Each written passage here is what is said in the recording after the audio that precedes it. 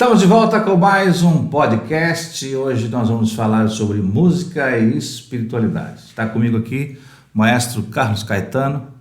Bem-vindo ao nosso podcast de hoje. Obrigado, meu amigo Hélio. Obrigado aos que vão ouvir, e assistir esse podcast do meu amigo Hélio. Nós já fizemos aí um bate-papo aí sobre música há um tempo atrás e me sinto honrado de estar aqui novamente para conversar um pouquinho mais e falar sobre o que eu vivo hoje, que é a música 24 horas por dia, Certo.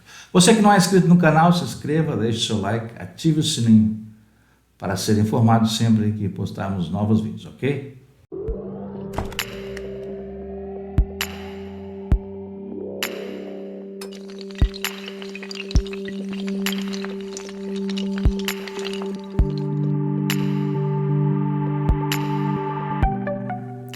Carlos Caetano, maestro, professor de música, também ministro do Evangelho, evangelista da Igreja Assembleia de Deus. Vamos falar então sobre música e espiritualidade. E para nós começar o nosso bate-papo, é interessante nós iniciarmos ouvindo sobre a tua trajetória inicial, ou o despertar para a música lá no início. Então, eu comecei muito cedo na música, na igreja, aprendi alguns instrumentos na igreja, e o meu primeiro instrumento, na verdade, eu aprendi com meu pai, e não de ele me ensinar, mas eu assistindo ele e aprendendo e tal. Aí depois a gente acabou indo para a igreja, eu tinha 7 anos, de 7 para 8 anos de idade, começamos a tocar violão na igreja, e aprendemos a tocar teclado. Aí depois eu aprendi a tocar sax, e à medida que o tempo foi passando eu fui... A tua família tinha já uma origem na música? Sim, na verdade o meu bisavô, ele já era gaiteiro, tocava gaita. Certo. Não na igreja, mas ele era gaiteiro. E aí depois o meu pai, na verdade, ele mesmo construiu, na época era bem precário, ele não tinha muito dinheiro. Ele construiu o primeiro violão dele com uma casca de árvore. Olha. Construiu e afinou as cordas e tal, que não tinha condições de comprar. E ele mesmo fez o primeiro violão dele. O meu primeiro violão, depois que meu pai já tinha morrido, na verdade, eu troquei numa bicicleta. A música não estava no teu coração na infância, então? Como é que é? Na verdade, assim, eu não tinha o violão. E a minha mãe me deu uma bicicleta. Foi o contrário. Você trocou a bicicleta por um violão. Eu entendi o contrário. Você pegou o violão. Eu tinha uma bicicleta, aquela barra circular. Entendi que você tinha vendido o violão para comprar uma bicicleta. Não, foi o contrário. Foi o contrário. Eu que me expressei mal. E aí eu cheguei em casa um dia com um violão de Jorge, inclusive eu tenho esse violão ainda. Eu tinha uns 12 anos, eu acho. Daí eu disse, mãe, comprei um violão, troquei a bicicleta no violão. Aí você não acredita que tu fez, como é que tu vai andar de bicicleta agora?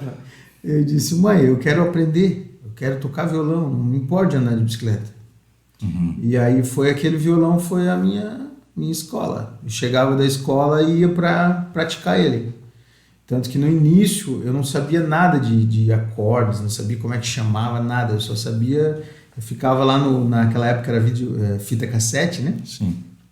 E eu ficava lá, clac, clac, clac, para trás, para frente, pra frente, tirando a nota, ouvindo ali com o ouvido no aparelho, tentando ouvir e tal. Até a mãe dizer, meu Deus, eu não aguento mais esse som, para. E aí eu parava.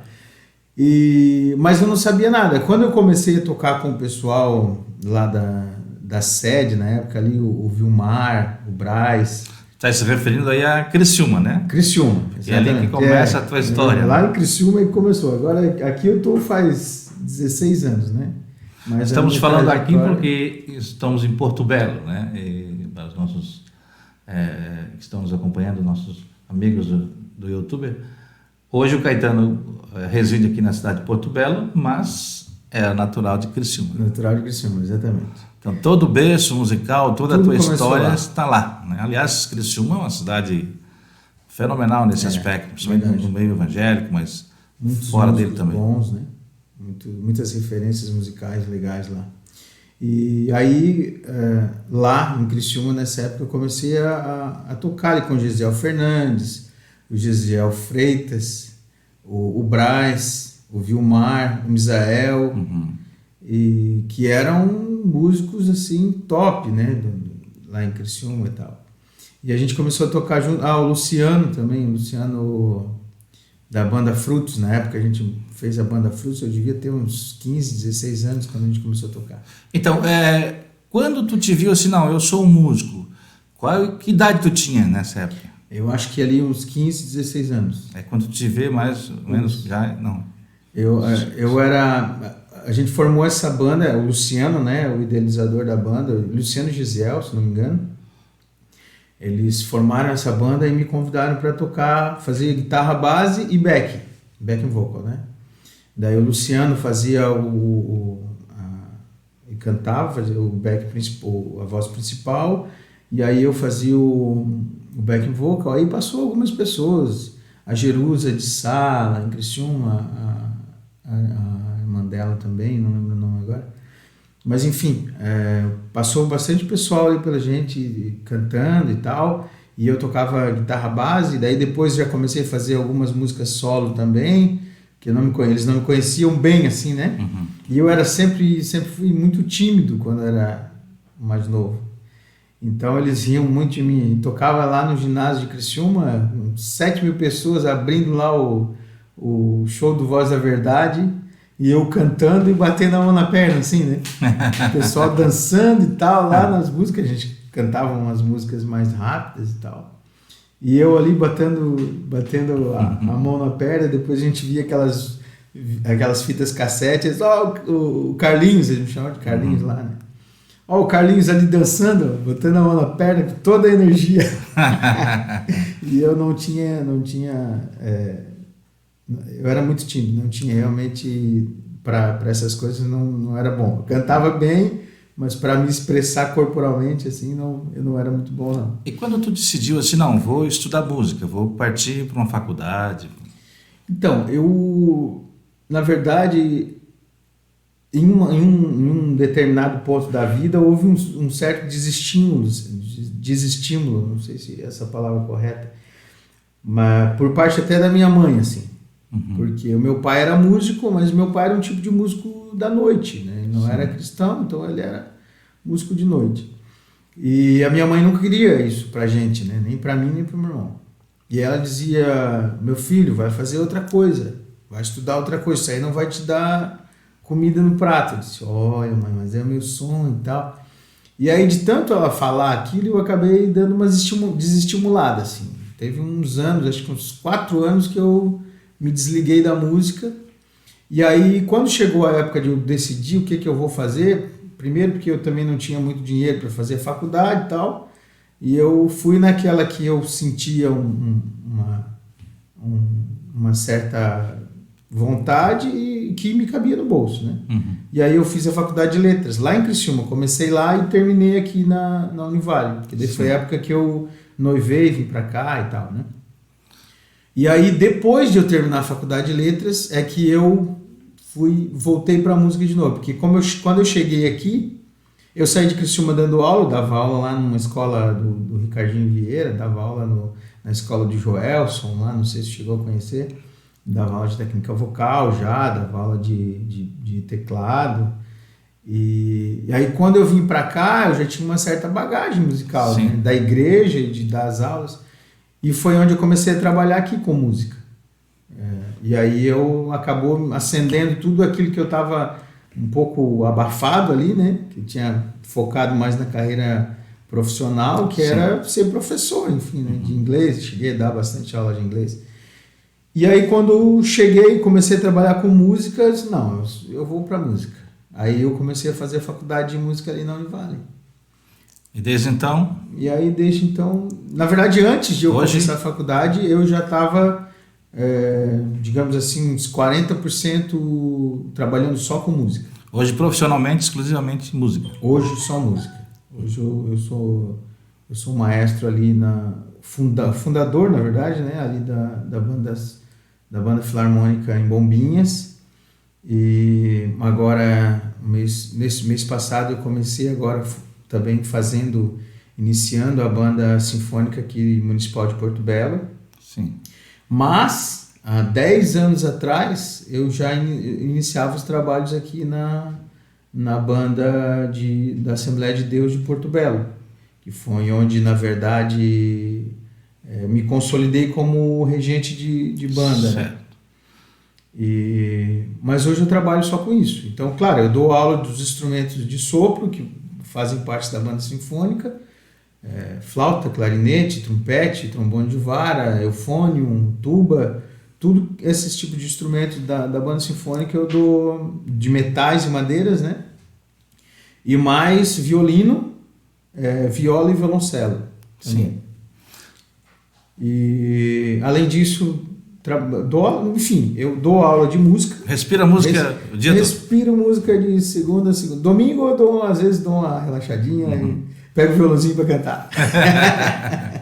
Mas o Caetano, além do lado musical, tem o outro lado da espiritualidade, que é o lado cristão, o lado evangélico. Fala para nós também um pouco da tua história, do teu início. Então, eu acho que eu nunca consegui desligar a questão da música com a espiritualidade, né? Apesar de hoje eu trabalhar com músicas seculares, até porque as pessoas cujo eu trabalho não são cristãs, né? Então eu sempre acabo colocando alguma coisa e tal, porque eu acho que é o que nós temos que fazer enquanto cristãos, mas eu não tenho como desligar a minha vida espiritual da minha carreira musical, por exemplo, porque eu comecei na igreja, inclusive a questão da ministração de louvor, do ministro de louvor, né? Lá atrás, lá em Criciúma, lá nas igrejas, na Santa Luzia, lá na igreja do Sete, né? Na igreja, na sede também, onde a gente participou com a Cara da Alma e com o grupo ali também. E as bandas que a gente teve, que foi a Banda Frutos e a Banda Nova Geração, que a gente fez lá com o pessoal. Então essa questão do Ministério de Louvor sempre foi muito forte comigo, assim, né? E construir muito, eu acho que isso foi muito importante para mim, para minha espiritualidade, porque eu passei por várias fases musicais na minha vida, assim, inclusive fases consideradas rebeldes, né, dentro da Assembleia de Deus da época, assim. Sim. E que me ensinaram muito, porque eram, por exemplo, eu lembro não sei se tu lembras da banda Kadosh. Sim, sim. Que eles tocavam reggae, né? Inclusive tenho o CD deles. E aí na época, poxa, banda Kadosh ali nos 90, né? Era imagina. Um pouco complicado, né? Cats Barnett, a gente tocava, Exato. Tinha uns rockzinhos um pouquinho mais, né? Até o próprio Oficina G3, Resgate, a gente tocava alguma coisa, banda e voz, né? Então a gente tocava muita coisa assim, que não dava para cantar na igreja, né? Exato. Então acabou que eu aprendi muito com isso, assim, também com relação Crescimento musical. Crescimento musical e espiritual, porque tu acaba se encontrando em alguns lugares e daí tu acaba se perguntando, né? Ampliando a visão. Ampliando a visão. Poxa, isso aqui é legal, isso aqui não é. O que isso pode me ensinar? O que isso não pode, né? E o que é aplicável? O que não é? O que ajuda alguém a vir para o caminho de Cristo, né? Exato. E a conhecer a Cristo realmente? E o que não leva, né? Então, tem várias coisas que fizeram parte da minha vida que realmente foram importantíssimas para quem eu sou hoje dentro do meu contexto musical, assim. Sim. E espiritual também, com certeza. Além da questão música, também você tem um outro lado, que é o lado, você é evangelista, você é pregador, conferencista. Fala um pouco também desse outro lado.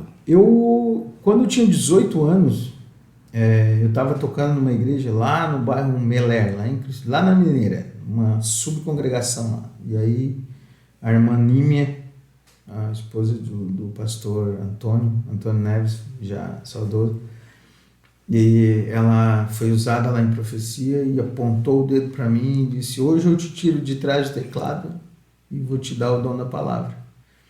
E claro, a gente já tinha um pouquinho de conhecimento do que era e tal, sim. mas eu nunca tive vontade daquilo.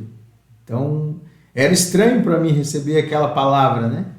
Mas foi impressionante com o quanto Deus me encaminhou para a questão da palavra, assim. Eu nunca, como eu te falei, nunca consegui desvencilhar a palavra da minha vida secular e da minha vida enquanto caminho ministerial, né? Uhum. Por quê? Porque sempre que eu vou pregar, eu canto. Certo. Né? Ou sempre que eu vou cantar, eu acabo dando uma pregada também na questão da ministração e tal. E à medida que o tempo foi passando, Deus foi abençoando no ministério e a gente foi crescendo ministerialmente. Eu acho que eu nunca dei muito valor à questão de nomenclaturas, né? Assim, eu acho que isso é uma coisa mais por honra, claro, agradeço a isso, mas acredito que o chamado é Deus que nos dá, né? E a partir do momento que nós nos colocamos para fazer aquilo que Deus nos chamou para fazer, eu acho que Deus começa a planear tudo e fazer com que as coisas comecem a acontecer como Ele quer, né? Não como a gente quer. Acho que isso é importante. Caetano, a questão da musicalidade hoje no segmento cristão, tanto o aspecto do profissionalismo da música, como a questão mais espiritual, se podemos assim dizer, a questão mais da inspiração musical. Como você vê, como você enxerga esse contexto, principalmente no Brasil hoje? Hélio, assim, o que eu posso te dizer? A questão musical, na verdade, em termos mundiais, a partir da década de 80, ela começou a ter, na música secular e na música cristã, um empobrecimento de tudo. Em termos espirituais, na questão da inspiração, como tu falou, né? Na inspiração de letras e nos objetivos que essas letras proporcionam ao ouvinte. Então, se a gente for falar dentro do nosso contexto, né, que é o contexto cristão, nós vamos perceber o quê? Uma série de fases que a igreja passou e que a música acabou passando junto. Que foi a fase que, por exemplo, lá início da década de 90, a gente tinha essa função aí da música que é mais ou menos parecida com a que a gente tem hoje, mas com um pouquinho diferente, digamos assim. Né? Ademar de Campos, lá atrás, com essa questão mais adoração, voltada para adoração, e depois a gente começou a sair disso, sair desse contexto e entrar mais no nicho das duplas, né? Sim. Teve uma febre de duplas, tal, muita música... Estilo gospel sertanejo. Gospel sertanejo e tal. E depois disso, aí mudou, mais solo, né? Aí já entrou a Aline Barros, entrou a Cassiane, Lauriette, que explodiu nas igrejas assembleianas, né? E o contexto de letras, que daí a gente saiu de uma adoração e veio para uma música mais egocêntrica, assim, onde Deus tinha que... tu é a questão do homem, né? A prosperidade, tá aqui, Deus bênção. vai te ajudar e tal. E aí, depois disso, ainda mais egocêntrica, eu acho, na questão... Quando veio ali para essa questão das músicas single, né? Com cantores sozinhos, as mulheres e alguns homens também e tal... Ficou muito assim, Deus vai te ajudar, não importa o que aconteça, Deus vai... Não que isso não aconteça, mas eu acho que tem uns princípios que a Bíblia deixa pra gente que servem para a música, para que aconteça uma transformação, para que aconteça uma renovação, ou para que aconteça um impacto mesmo na vida de quem está ouvindo. Eu acho que tem uma questão. E aí, claro, depois disso... começou a entrar de novo essa parte da adoração, que é onde a gente está hoje, né? Eu acredito. Só que hoje, o worship, né? Que é a febre do momento, eu acho que a música, apesar de ela não parecer superficial, porque ela fala com palavras íntimas, né? Em relação a Deus e a Jesus, elas são superficiais pelo fato de que são muito pequenas, entende? Então, para que alguém que não está naquele nível espiritual alcançar aquela letra ou aquelas 4 frases que a música diz, entende? O ministro, ele tem que ter um poder, não vou dizer poder, mas ele vai ter que ter uma influência muito grande sobre o público para levar esse público à adoração. Exato. Eu acredito. Um pensamento meu, né? E tanto que a gente vê hoje, que a gente já está mudando, na verdade, né? Teve essa questão toda de worship com palavras pequenas, letras mais, ainda estamos nisso, mas já se você olhar, você vai já notar alguns remakers, né? Lá dos anos 80, inclusive.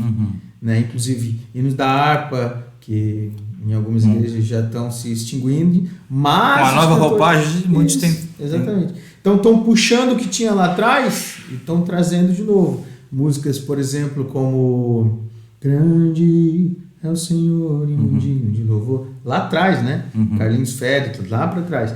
Veio para aí de novo. Exato. Várias músicas que a gente está ouvindo, que está retornando. Gabriela Rocha está gravando isso. Tal, aquela outra também, esqueci o nome agora. Mas, enfim, está sempre renovando. Então, o que eu vejo hoje no contexto de igreja, o ministro de louvor, ele precisa ter um preparo espiritual, eu acredito, para que com essas letras mais simples, que não falam tanto quanto antes, né? Porque antes você canta o hino da harpa, por exemplo, mas o hino da harpa já é antigo, obsoleto, mas canta o hino da harpa para alguém que não conhece Jesus, né? Que você vai ver a letra falando, a mensagem em si, a mensagem da letra, sem muita firula, exato, ela vai direto. Agora, se você pegar alguma coisa como, sei lá, vamos ver, lindo és, né? Lindo, lindo, lindo és, glória, glória, eu te dou, Jesus, Jesus.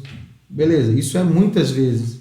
E aí, depois a segunda parte, então me leva à sala do trono, mostra tua beleza, quero ver tua face. Mas, tipo, quem não sabe o que é sala do trono e o contexto onde ela está inserida, fica assim, o que é sala do trono? Né? Fica pensando muito e, na verdade... Principalmente a pessoa que vem de fora do contexto religioso. Exatamente. Né? Tem essas questões, né? Enquanto que, às vezes, uma letra que tem um foco até mais evangelístico, ela tem uma penetração até mais forte, né? Exatamente. Principalmente para este público. Exatamente. Caetano, a questão da pandemia, ela embaralhou um pouco essa questão musical, principalmente os cantores profissionais que dependem, inclusive, de estar indo até as igrejas ou fazer shows, enfim. Sim. Você vê alguma reformulação pós-pandemia com relação a isso? Então, eu, nos dois sentidos, né? Em relação às agendas de pregação, teve bastante queda. Exato. Inclusive, eu tinha algumas agendas feitas que começou a pandemia e, enfim, tiveram que cancelar porque não tinham uma noção de quando que vão voltar a se reunir novamente e tal. E em relação à música, tem bastante amigos músicos, bastante pessoas profissionais, inclusive, que têm trabalho renomado e que passam muito trabalho com relação a isso. Por quê? Porque tinham ministrações marcadas ou até mesmo shows agendados que foram cancelados, né? Sem nenhum apoio, né? Então, realmente, a pandemia foi muito complicada, assim. Está sendo, na verdade. Acredito que agora já está dando uma amenizada. Mas, no meio acredito que do meio do ano passado até pouco tempo, foi a parte mais difícil. Por quê? Porque nós, da classe musical, tivemos que nos reinventar, né? A maioria não estava acostumada a vender o seu produto, por exemplo. Né? Eu sou músico, mas eu não sou professor, por exemplo, alguém, sim, né? Então não estava acostumado a vender, vou para o Instagram vender o meu curso de violão. Não estava acostumado com isso. Inclusive, tem um vídeo do cantor PG fazendo até uma espécie de desabafo exatamente, sobre essa questão. Exatamente. E como ele, vários outros que na verdade não tem essa cara de ir lá e, pô, pessoal, eu tô aqui, vou vender meu curso e tal. Eu sou um que não tenho, por exemplo, né? Tem muita gente que até me pede, né? Ô, Gaetano, faz um curso, cara, põe para vender, mas eu não consigo ainda ter essa... Não que eu não tenha a habilidade de falar, eu até tenho, mas eu acho que... Não sei, eu não consigo ainda sentar assim e construir algo na minha cabeça e pensar, poxa, eu vou vender isso aqui, né? Mas quem sabe é algo que eu preciso fazer daqui a algum tempo. Mas eu acho que a pandemia ela afetou realmente, eu acho que todos em relação que estão relacionados à música, financeiramente ou na parte de se reinventar. A parte de se reinventar eu acho que é ótimo, porque nós todos temos que nos reinventar sempre, né? Sim. Então, quanta gente que nem sabia mexer com o computador, que nessa pandemia começou a mexer, que não entendia nada de microfone, de interface. E a maioria dos cantores, principalmente, tiveram que apelar para lives, enfim. Exatamente. Lives, inclusive, com ajudas, né? Com QR Code para ajuda. Então, querendo ou não, é uma inovação que todo mundo foi obrigado a passar, né? E que, de certa forma, nos ensina, e como tu terminou a tua questão, eu acho que não vai retornar ao ponto em que nós saímos. Eu acho que sempre vai ter alguma coisa ligada ao digital, à internet, ao transmitir, sabe? Querendo ou não. Por quê? Porque até as pessoas saírem, algumas ou todas as pessoas saírem de casa, vai ter muita gente em casa que vai querer esse conteúdo ainda, né? E que vai ter que ser suprida pelos músicos, né? Pelas bandas, pelas orquestras, né? O próprio, eu tenho um colega, o Jefferson Della Rocca, aqui de Florianópolis, da Camerata Florianópolis, e eles estão fazendo shows semanais, né? Uma orquestra lá no espaço onde eles ensaiam, eles fazem as lives e divulgam. Então, sim. É uma reinvenção, né? Então, exato. Se tratando agora especificamente do púlpito, das igrejas, o louvor na igreja, é óbvio que a gente tem um contexto muito vasto de modelos, digamos assim, de liturgia de música, devido às diferentes denominações, comunidades e tudo mais. Falando digamos assim, do quintal que nós nos identificamos, que é a Igreja Assembleia de Deus, na qual tanto tu como eu fizemos parte. Toda a tua trajetória, como você vê hoje, por exemplo, essa questão do louvor na igreja? Tem avançado? Tem se reciclado? Como é que você consegue identificar? Assim, como eu estava falando, acho que na outra questão talvez eu não tenha concluído. Houve um empobrecimento musical nos termos, na questão espiritual, na questão harmônica, na questão melódica e na questão semântica, que é a letra. Houve um empobrecimento por quê? Porque, por exemplo, hoje você tem músicos, tem um monte de gente aí na internet fazendo meme com, né, o tecladista lá vai fazer um worship, aí ele bate o acorde, dorme um soninho, né? Daqui a pouco ele, vou alterar, né? Ou então ele bota tá aqui, tá no celular aqui olhando e tal, porque são 3 acordes que você toca 15 minutos. Então, em termos musicais, isso é horrível. Você não desenvolve com 3 acordes. Sim. Né? E é difícil você encontrar hoje, até tem, né? Mas é mais difícil você encontrar músicas ricas de acordes e de letras que tenham, por exemplo, 2, 3 estrofes e um refrão, né? Do que você encontrar um refrão, uma estrofe, um refrão e uma estrofe, um refrão e uma estrofe. Com alterações, né? Parece método Suzuki. Né? Tem uma música base e 4 variações de música. Então, isso é chato musicalmente, e eu acredito, como eu te falei, o ministro de louvor, ele precisa ter uma intimidade, não que ele não precisava, ele sempre precisou, mas ele precisa ter uma intimidade muito grande com Deus para que ele tenha uma visão do que ele quer em relação ao louvor e em relação à igreja.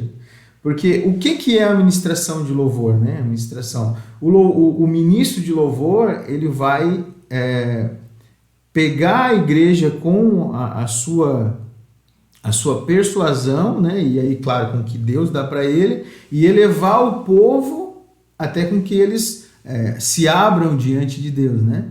Só que quando você não tem um auxílio semântico, que é a questão do significado da letra, do que é a profundidade que a música está falando, isso é muito mais difícil, né? Então, e aí aquilo que a gente estava falando, se entra alguém na igreja que não sabe o que é Santo dos Santos, que não sabe o que é templo, que não sabe o que é isso, vai ficar perdido, né? Então, se o ministro ele não se abrir para aquilo, né? Se ele for simplesmente um cantor, como tem muitos lugares que hoje os ministros não são mais ministros, eles são cantores, né? Eles vão lá, expõem a música e pronto. Eu estava vendo agora até uma live essa semana até, falando sobre isso, sobre essa questão de o ministro, o que ele é, né? E tipo a tonalidade, ele estava falando de tonalidade, a tonalidade que ele pega é para a igreja ou é para ele, né? O que ele privilegia. Exato. Então, eu acho que assim, a questão primeiro de tudo, a missão do ministro é elevar a igreja a Deus. É fazer com que a forma como ele ministre, não como ele cante, é diferente, né? Porque nós temos aí vários cantores que tecnicamente não são bons, mas a espiritualidade dele é muito maior do que a voz dele. Então, as pessoas ouvem, as pessoas cantam junto, e pelo fato de cantarem juntos e serem ministradas, elas vão conseguir elevar o louvor delas, da forma simples dela, até Deus e fazer com que serem tocadas, né, por isso. Então, assim, eu vejo hoje o desafio do ministro e das músicas, né, colocar profundidade. Eu acho que não é só na questão musical, é uma questão geral, né, que nós estamos vivendo hoje, pessoas um pouco mais superficiais do que o que nós tínhamos antes, eu acredito que nós somos bombardeados, né, o que antigamente, tu sabe, sei lá, dos anos 2000 aí, ainda, tinha uma música, ela durava um ano tocando. Hoje, se você pegar uma música, 2 meses depois ela já é obsoleta. Por quê? Porque ela é superficial, porque ela não tem trabalho musical complexo, digamos assim, e se você colocar alguma coisa hoje complexa na igreja, você vai ter mentes cansadas, porque quando você ouve algo musical complexo, o teu cérebro ele trabalha automaticamente, ele começa a perceber as nuances, os acordes, tudo que a música tem para oferecer, e as pessoas acabam cansando com isso, né? Porque não estão mais preparadas para isso. Então, é uma série de fatores que, se a gente ficasse falando aqui, ia ficar muito tempo mesmo. Porque tem a questão letra, tem a questão harmônica da história, que são os acordes, como que eles se encontram, como que o músico e o outro se olha e vê, agora sobe, agora desce, agora fica, agora eu paro, agora fica só um, né? E o ministro ali no meio de tudo isso, meio como um maestro, né? Porque ele é isso. Então, quer dizer, agora eu preciso ministrar, então segura aí, para a bateria, né? Então vamos ministrar, vamos tocar agora um pouquinho, falar um pouquinho dessa letra, o que quer dizer isso aqui? E aí agora entenderam o que quer dizer, agora vamos adorar isso com verdade. E aí o povo vai começando a entender essa questão da adoração. Mas são desafios que acredito que todos nós, né, como músicos e como ministros de louvor, nós temos que puxar para nós e ver, poxa, fazer uma auto-reflexão, que eu acho que isso é uma coisa difícil para algumas pessoas, né? Eu aprendi isso não muito cedo, digamos assim.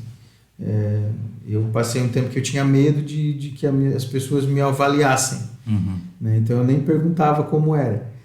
E eu aprendi com com uma pessoa muito especial na universidade, que a autoavaliação, ela precisa primeiro vir de ti. Porque se tu te avalia como alguém ruim e como alguém que tem que melhorar, quando alguém te elogia, aquilo não vai te atacar. Porque tu sabe quem tu é e para onde tu quer ir. Agora, se tu é alguém perdido em si, né? Que, eu tô ali, eu canto, eu tô abafando, né? E alguém vem e te fala, poxa, tu canta muito bem. Pronto, não preciso de mais nada, eu sou bom. Então, a autoavaliação, eu acho que é o primordial nos tempos que a gente está vivendo, né? A autoavaliação é tipo, eu chegar aqui, poxa, escuta aqui, eu cantei, eu ministrei.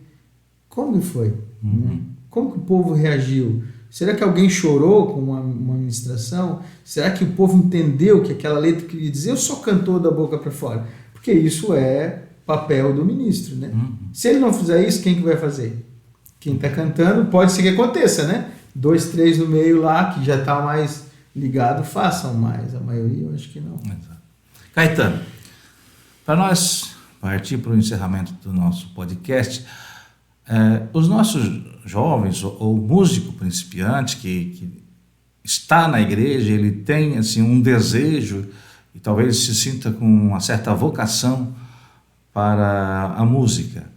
Diante de tudo isso que acontece, essa questão da pandemia, esses desafios novos que tiveram que ser encarados, o que você pode dizer e dar como conselho para esses jovens, esses músicos que vislumbram dedicar-se para a música? Antes de eu falar sobre para os músicos, eu gostaria de deixar um recado para as igrejas. Sim. Assim, eu acredito que a música, na verdade a Bíblia está cheia de referências em relação à questão musical e à espiritualidade e tudo que a gente já conhece, quem lê a Bíblia. Eu acho que o foco da música não está sendo tratado com a devida importância. Eu acho que a igreja hoje ela tem vários direcionamentos, né? Você chegou aqui, você vai fazer isso. Você chegou aqui, você vai fazer aquilo. Mas eu acho que o foco, às vezes, ele está sendo muito em uma coisa só e a música está ficando para trás, assim. É como tu falou, tipo, né? Para quem tem interesse, né, em fazer isso. Mas às vezes esse interesse, alguns não têm porque nunca foram despertados. Exato. Né? Porque vem, por exemplo, a pessoa chegou na igreja e tal, pô, que legal, que bonito aquele grupo lá, nunca vou conseguir estar lá. Por quê? Porque eu não fui instigado a fazer aquilo, né? Então eu acho que falta um pouquinho de uma certa importância na igreja em relação aos músicos, né? Em relação até à vocação mesmo, né? Porque, por exemplo, hoje a gente vive, principalmente, eu acho que aqui na nossa região, uma questão teológica muito forte, né? Com cursos de teologia. Poxa, isso é ótimo, é excelente. Agora eu vou começar, estou terminando a minha pós a minha especialização em regência orquestral, daqui 1 mês e pouquinho. Só falta mais um trabalho e o TCC, metade do TCC a gente resolve. E aí eu quero fazer uma pós em teologia. Porque eu sempre quis fazer, mas meu trabalho sempre estava na frente, eu precisava chegar nesse nível de estudo que eu cheguei agora, pelo menos para dar uma parada. Então, assim, eu acho que eu como músico, fui muito mais incentivado a fazer um curso de teologia do que fazer alguma coisa voltada para a música, entende? Então, eu acho que falta isso. Por quê? Porque senão os músicos eles não vão ser estimulados a ter uma sequência, né? Digamos, a gente tem um grupo ali na igreja, e se 3 casam e vão embora, dos que estão no louvor, não tem mais ninguém para tocar. Deixa eu ver se até eu entendi o caminho que você está querendo colocar. A igreja incentiva, as lideranças incentivam o curso teológico visando termos ministros do evangelho, pregadores. Exato. Só que a música também é um ministério da igreja, de qualquer forma, que também, né, precisa ser incentivada para que tenhamos futuros ministros, músicos. Né? Exatamente. É exatamente o que tu falou. Porque assim, ó, vamos pensar hoje que acaba-se os músicos e tenham muitos ministros da palavra. E aí como serão os cultos sem música? Né? Falta conciliar um pouco mais então, essa questão assim, ó, musical. Vamos pensar assim, eu quero um ministro de louvor que tenha a capacidade, a habilidade de fazer com que em 15 minutos a igreja entre num clima espiritual diferente do que entraram na igreja. Eu preciso de um ministro. Então, como que eu vou fazer isso? Conduzir o povo à adoração. Exatamente. Né? Como que eu vou fazer ele se não for num curso? Né? Então, assim, ó, nas minhas andanças eu encontrei várias igrejas com cursos de ministros. Cursos intensivos de ministros. Poxa, quem canta e tem interesse, porque quem canta é diferente de quem ministra. Sim. Tem gente que só canta. E pronto. Né? Tem gente que, claro, a gente fala que louva, né? Claro, a questão é o louvar e o cantar, a gente sabe as diferenças, mas enfim, a questão da ministração é diferente, porque você precisa ter um domínio total do que você está fazendo, né? Do que você está cantando, daquilo que você estudou para cantar, porque não é só apresentar. Exato. Né? Então eu acho que falta isso. Mas, tirando isso, né, eu acho que seria muito, muito importante se a igreja incentivasse isso, né? Escolhesse alguém que seja de confiança, de uma bagagem já interessante na igreja, que tenha a disponibilidade de fazer um intensivo com essas pessoas que queiram, que tenham interesse, né, de ser alguém na música e encaminhar eles, assim como tem alguém para encaminhar para outras áreas, né? Então eu acho que isso aí seria o mais importante hoje, na minha pequena visão, né? Nessa estrada de caminhar, nessa caminhada musical. E em relação às pessoas que já têm, né, digamos assim, intrínseco em si, né, sem precisar de empurrão, que aproveitem, porque assim, ó, tá cheio, cara. Tem muita coisa boa na internet, tem muita coisa ruim também, mas tem muita coisa boa que você consegue aprender, sabe? Na minha época, tu também toca, então na tua época também, tu sabe que quando pegava o violão não tinha nada, não tinha internet, né? Quando muito, vinha um livrinho lá no final do mês que tu conseguia comprar para pegar os acordes, né? Era na fita cassete, ou fita cassete, tech, o rec, o have e o play, have e o play, né? Então era isso que a gente fazia. E hoje não, cara, tá fácil, né? Você quer um violão antigamente, tinha que trocar na bicicleta. Hoje você vai ali, compra um violão de 100 pila, vai no Facebook da vida aí, você encontra um violão por 50 reais, Mercado Livre e coisa toda, fazendo propaganda, entendeu? Você encontra coisas simples, até boas, né? Alguém que está apertado na pandemia, vai lá, compra, entendeu? Então tá fácil de você pegar e aprender a tocar um instrumento. Você, eu queria tanto louvar como tal, pega um vídeo do YouTube, bota lá o cantor que você gosta, vê a administração dele, vê a forma como ele se porta e você já tem um caminho ali na frente, né? Mas, e eu acho que a questão, hoje está fácil para você aprender, né? E se dediquem. Eu tô com 41, comecei a estudar com 7, falta muita coisa para eu aprender, né? Mas a gente toda uma bagagem, né? Tem um caminho por trás aí, né? Na caminhada, deixamos uns rastros aí, rastros bons de música. Interessante.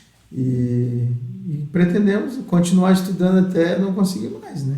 Tá certo. E deixando as pessoas cada vez mais musicais por onde a gente passa, né? Então. Bom, pessoal, esse foi o nosso podcast de hoje, falando com o maestro Carlos Caetano sobre música e espiritualidade. Você que está nos acompanhando, que ainda não é inscrito no canal, por gentileza se inscreva, deixe o seu like, ative o sininho e compartilhe este podcast para os seus amigos, para que outros também possam acompanhar. Caetano, foi um prazer tê-lo conosco aqui no canal. Obrigado por ter aceitado o nosso convite. Foi muito bom esse bate-papo. Prazer foi meu, Hélio. Quando precisar, sempre estamos disponíveis aí. E tem um canal no YouTube, apesar que agora está meio desativado lá com a correria. Mas é Maestro Caetano. E tem algumas coisas lá, algumas aulas que eu postei no momento da pandemia, que eu tive que me adaptar também. Certo. Tem algumas coisas bem legais lá, instrumento de sopro, instrumento de corda, algumas aulas de voz também. Dá uma visitada lá. Procure lá o canal, então, do Maestro Caetano. Né? Obrigado. É isso aí, gente. Foi muito bom, tá? Obrigado a todos e até o nosso próximo podcast. Valeu. Tchau. Obrigado. Tchau, tchau.